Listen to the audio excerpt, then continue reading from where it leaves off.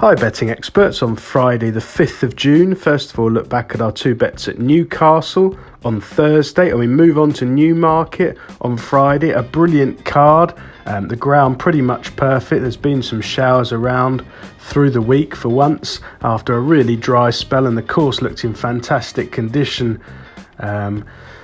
Yesterday, we start off with our value angle selection in the 150. This is the Betway Handicap over 6 furlongs, a class 2 for 4-year-olds and upwards. £9,704 to the winner. 12 runners declared. The bookmakers going 7-2 the field this morning. And the one I think who holds outstanding claims is Pam Sly's Dazzling Dan. Now, this 4-year-old's a terrific advert for the stable. He's won 3 from 11 so far in his career.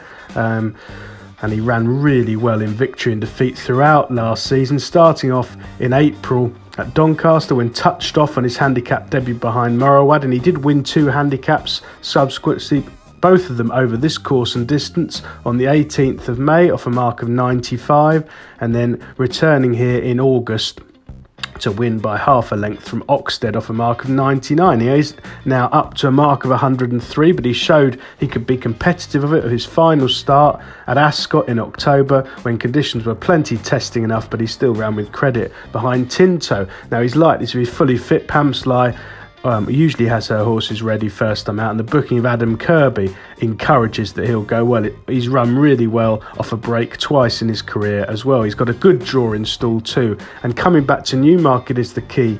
In total, he's run at this track 4 times. He's finished second, he's won. He finished 3rd of 20 and he's won. So every time he's come to Newmarket, he's performed with credit. And it's a track with the undulations that isn't everybody's cup of tea.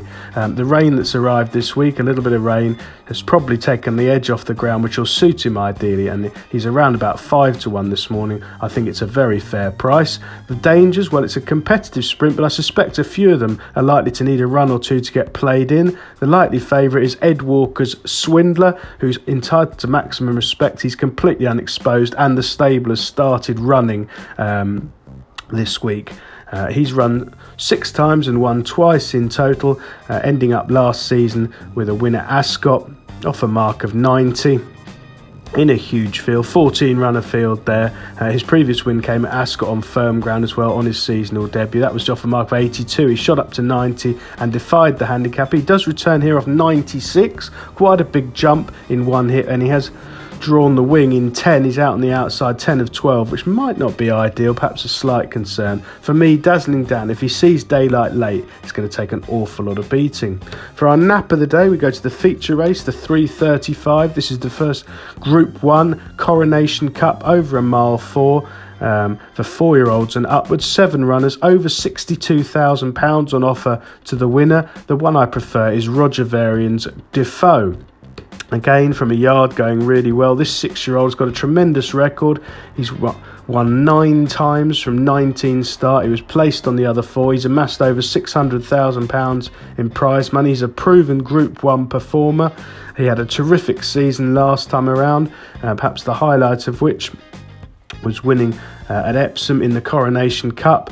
And it was staged there last year. Too strong for Kew Gardens. A really terrific performance that day under Atzini, and the form worked out superbly. The runner-up franking it several times since. He then went to Royal Ascot and took the Hardwick, landing hefty market support in the process over this trip. If you watch that run back, he only won by half a length from the Ghana goal, but everything went wrong. He had a wide trip. It was a terrific performance. For me, he was value for 2 or 3 lengths. He did disappoint in the King George behind Enable, tailed off there. Can't have been right, well beaten, but bounced back to his best form, sent over to Meydan for a Group 2 in March, just beaten on the nod there by Loxley.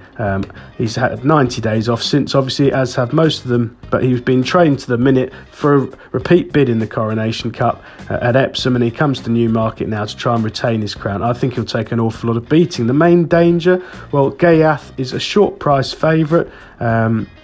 This 5-year-old has won 6 from 9 for Charlie Appleby, mainly globetrotting, winning it in February in a Group 3, impressively at Meydan by 8.5 lengths. Now, that was an amazing performance visually, but quite what it's worth. I'm extremely sceptical of these wide margin winners at places like Meydan. I doubt it represents any improvement. And while he's a really useful horse, winning at Baden, Longchamp twice, and at Newmarket over a mile back in October 2017, which was actually the last time that we got to see him in the UK.